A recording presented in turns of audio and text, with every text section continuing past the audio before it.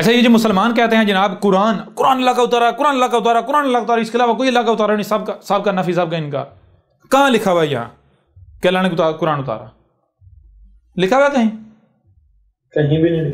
احسن الحدیث ہی احسن، سب سے پہلے احسن، تو جو احسن ثابت ہوتا ہے، احسن جب آپ احسن کی شرط پر اتاریں گے تو یہ جو بڑے اپنے آپ کو بتاتے ہیں جی ہم تو علموں کتابی ہیں، ہم تو کتاب و سنت کے ماننے والے ہیں، ان سے پوچھیں ذرا ادھر آؤ، یہ جسے تم سنت کا نام دیتے ہو، تمہارے باب بخاری، بابا بخاری، وہ جس کو خود بخار ہوا ہوا تمہیں وہ کیا دے گا؟ بخاری تو دے گا نا۔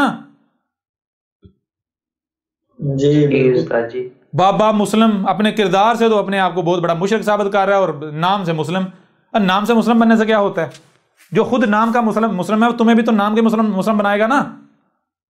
جی جی استاد جی، تو اپنے باب بخاری، اپنے باب مسلم، اپنے باب ماجہ کہو یا مانجا کہو، جی جو بھی کہو، یا رانجا کہو، ان کا تو رانجا ہی ہوا نا۔ جی استاد جی بالکل، ہاں ان کا تو رانجا۔ باقی جتنے بابے ہیں، ایک وہ ہے وہ اہل حدیث، وہ میرے اوپر قتل کا فتویٰ جاری کیا، حکومت کو کہہ رہا ہے اس کو قتل کرو، گرفتار کرو، پھانسی دو، یہ کرو، وہ کیا کہہ رہا ہے؟ وہ ابن تیمیہ کا نام لیتے ہوئے کہتا ہے ابن تیمیہ رحمہ اللہ حجت اللہ فی الارض، کہہ رہا ہے ابن تیمیہ جو ہے وہ زمین پر اللہ کی حجت ہے۔ وہ گدھے کے بچے، زمین پر حجت کون ہوتا ہے؟ زمین پر حجت تو کچھ ثابت نہیں ہوتا، پہلی بات۔ نمبر دو، حجت ہوتا ہے انسانوں پر، لوگوں پر، اور کون ہوتا ہے وہ؟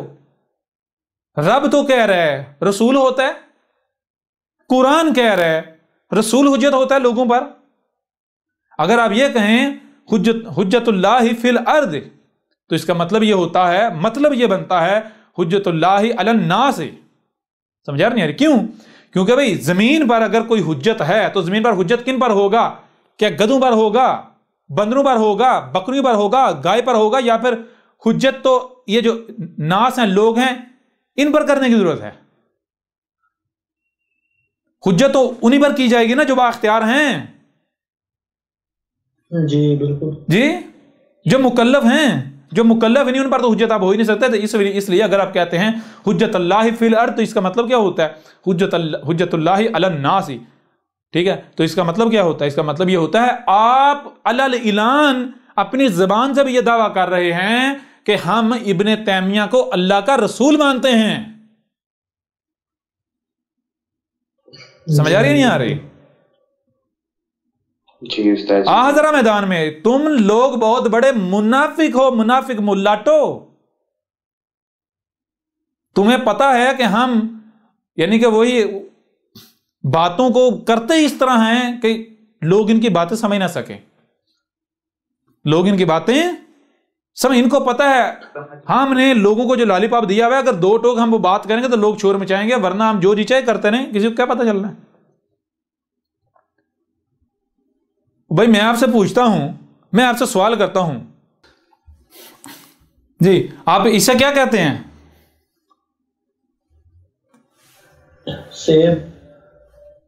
سیب کہتے ہیں نا؟ جی میں اسے ایپل کہتا ہوں، کیا ایپل کہنے سے یہ بدل جائے گا؟ نہیں، ایپل کہنے سے بدل جائے گا؟ نہیں بدلے گا، نہیں نہ بدلے گا، مطلب یہی ہوگا نا؟ بالکل یہی ہو۔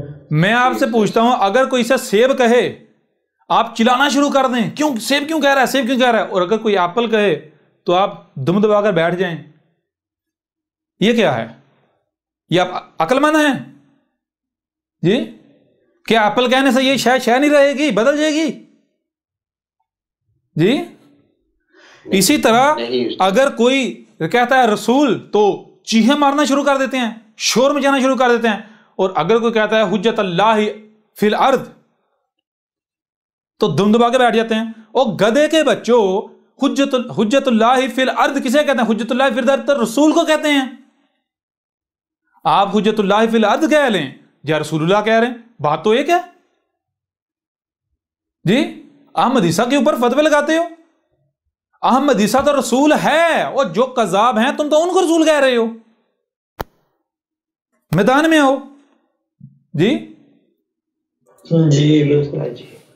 بہرحال یہ بات کیوں کی؟ یہ بات اس لیے کی کہ جو کچھ بھی انہوں نے گڑا ہوا ہے، جو کچھ بھی انہوں نے، اب یہ ساری ان کی پولیں کھل رہی ہیں آگے. یہ اتنی ڈیٹیل کے ساتھ بات کرنے کا مقصد کیا ہے؟ وجہ کیا ہے؟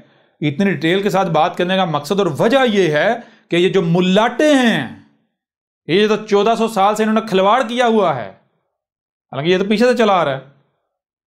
یہ چاک کرنا ہے ان کا، ان کی اوقاتیں نے دکھانی ہیں. یہ فتوے لگاتے ہیں احمد عیسیٰ پر، مقابلہ کس کے ساتھ کر رہے ہو جی؟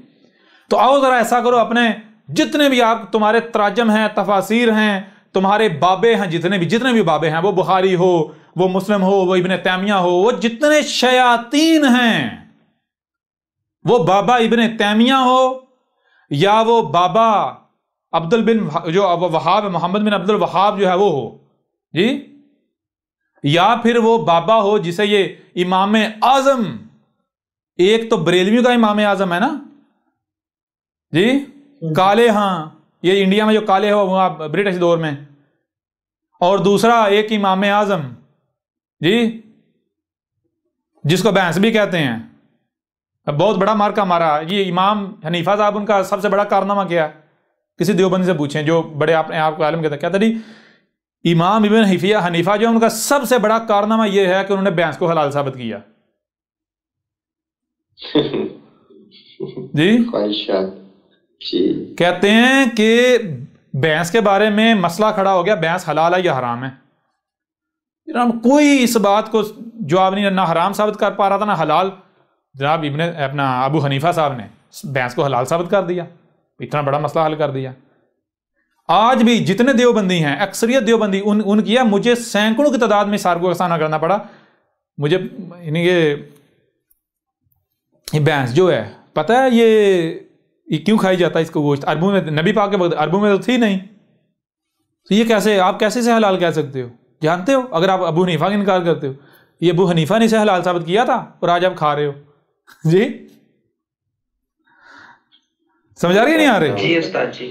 میں ماضی کی بات کر رہا ہوں. یہ آپ بہرحال آپ خود بھی موجود ہوں گے جن کے ساتھ یہ ہوا ہوگا، اس چیز کو جانتے ہوں گے. تو یہ ہے وہ تمہارے یہ جتنے بابے ہیں ان کا لٹریچر جو ہے، کتابیں ہیں، لاؤ ذرا میدان میں. نمبر 1 احسن ثابت کرو، پہلی چیز، پہلی شرط. نمبر 2 الحدیثی ثابت کرو. الحدیثی کے مطلب یہ ہے، کیا ہے مطلب؟ یہ ہے کہ جب اتارا تھا، یہ دیکھیں جب اتارا گیا، جب وہ لٹریچر، وہ کتاب وجود میں آیا، منظر عام پر آیا، جب وہ منظر عام پر وجود میں آیا، تب سے لے کر جب تک انسان اس زمین پر موجود ہیں، انہیں ہدایت کی ضرورت ہے، تب تک کی تاریخ، تب تک کا ذکر ثابت کرو. دکھاؤ مجھے بخاری سے کہ ابھی کیا ہونا ہے، کیا ہو رہا ہے، آگے کیا ہونا ہے، ماضی میں کیا ہوا، دکھاؤ مجھے بخاری سے، دکھاؤ مجھے مسلم سے. اپنے بابو کی کتابوں کو ان کو چھوڑو، جو تمہارے تراجم و تفاسیر ہیں، تراجم کے نام پر جو تمہارا قرآن ہے، تراجم عربی اصل متن کی بات نہیں ہو رہی. اور اصل متن کیا لکھا ہو تو تمہیں پتہ ہی نہیں، وہ تو ابھی تمہارا سارا دجل چاک کریں گے جی. الحدیث ثابت کر دو. دنیا کی کوئی طاقت باب بخاری کی کتاب کو، باب مسلم کی کتاب کو، اس کے علاوہ جتنے بابے ہیں چھوڑیں سارے بابوں کو. سیدھی دو ٹوک بات ہے، قرآن جو اصل عربی متن ہے اس کے علاوہ کوئی ترجمہ، کوئی تفسیر، کوئی کتاب جو ہے مسلمان اپنی اللہ کی اتاری ہوئی ثابت کر دیں. جو سزا کہیں گے احمد عیسیٰ بھگتنے کو تیار ہے. اور اگر تم ثابت نہیں کر سکتے، جو کہ احمد عیسیٰ نے باطل ثابت کر دی، غیر اللہ کی ثابت کر دی اور ابھی ہو رہا ہے، تو پھر تم یہ جو ان کتابوں سے ہدایت لے رہے ہو، اور تمہیں کیا ملے گا؟ گدھے کے بچوں، ہدایت ملے گی؟ کیا ملے گا تمہیں؟